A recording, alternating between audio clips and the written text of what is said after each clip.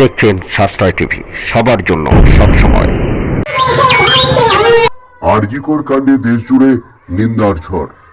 ঘটনার পর থেকেই প্রতিদিনই রাজ্যের বিভিন্ন জেলায়, মহকুমা, শহরে, ব্লকে ঘটনার প্রতিবাদে বিক্ষোভ কর্মসূচি পালন করা হচ্ছে।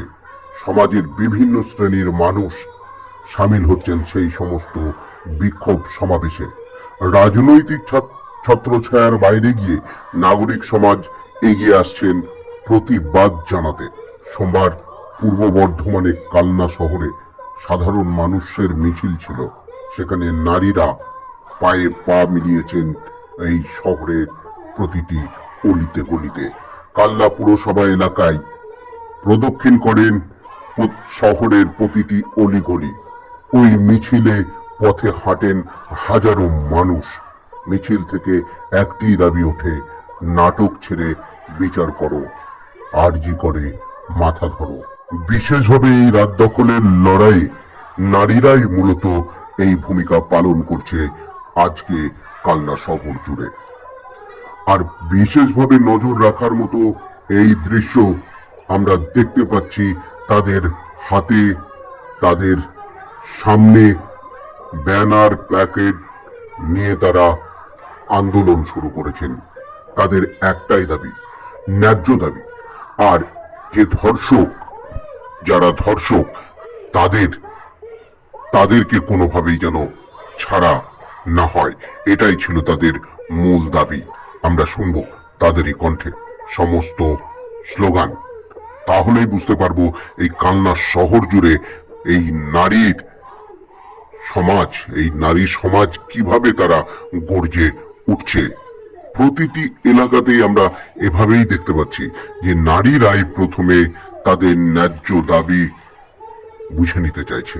হ্যাঁ, আজ নিজেদের অধিকার বুঝে নেবার পালা।